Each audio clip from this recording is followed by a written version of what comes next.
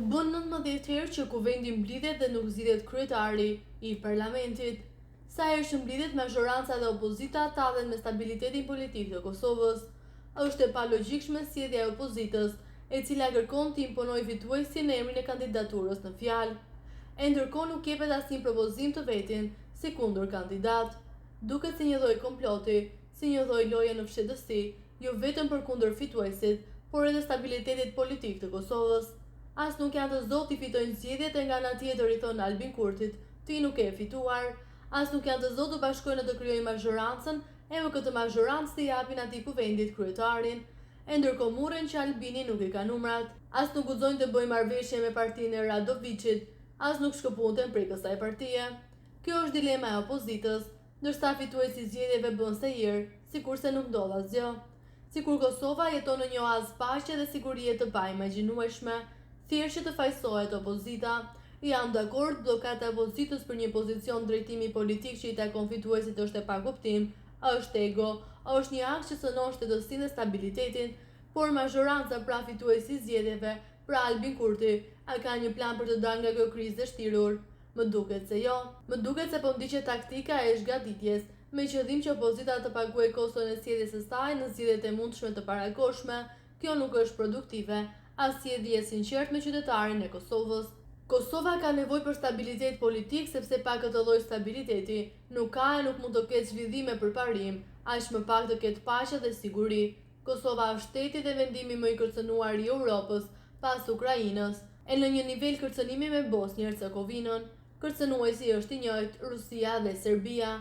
Ndaj, nëse nuk mund të ketë krizë të supozuar dhe artificiale për Kosovën, kushdo që shkakton këtë lloj krize, ai duhet të llogarisë pasojat politike, sociale, madje dhe historike.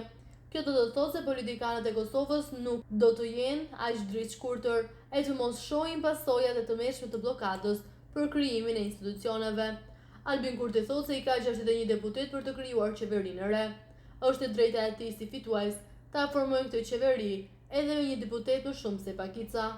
Por edhe kjo nuk besoj se do të jetë zgjedhja. Kosova ka nevojë për një sipërmarrje qeverisëse prej pse jo 80 deputetësh. Kjo i bën institucionet e shtetit më të qëndrueshme dhe më të besueshme.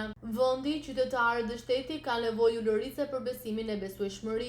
Vetëm një koalicion i gjerë me njërin prej partive fituese mund të forcojë vetdijen shtetërore dhe besimin e qytetarëve se Kosova është e do të jetë e paqët dhe e sigurt. Nisur nga kjo që tham, është e udhët që politikanë të urtë të matur të ulen dhe të bisetojnë.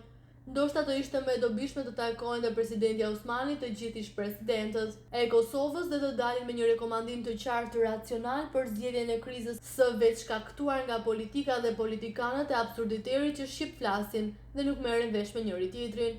Jam i bindur se kjo mosmarrëveshje vjen nga naiviteti, por nuk përjashtohet mundësia edhe infiltrimit të njerëzve të Beogradit. Fakti që lista Shraspa gjithnjë abstenon, dëshmon se ajo dëshiron të japë mesazhet se qëndron jashtë ndikimit në krizë. E në këtë rast duhet gjykuar se Beogradi dhe lista SRPSK e kanë një marshë të tyre në radhën e politikanëve shqiptar. Kjo që shkrova është hamandesim, por jo larg të vërtetës. Ata që duan të më thonë se shoh gjithkundarmisht të lidhur me Serbinë, besoj se do jenë më të gabuar. Megjithatë, sa nuk është vonë, duhet i jepet fund kësaj maskarade të turpshme. Bota që na rrethon qesh me ne. Ata që nuk na duan festojnë për këto akte të paimagjinueshme. Mjaft është mjaft. Kosova ka nevojë për institucione, sepse stabiliteti, paqja, siguria dhe zhvillimi i saj janë shumë më i rëndësishëm se fati i politikanëve.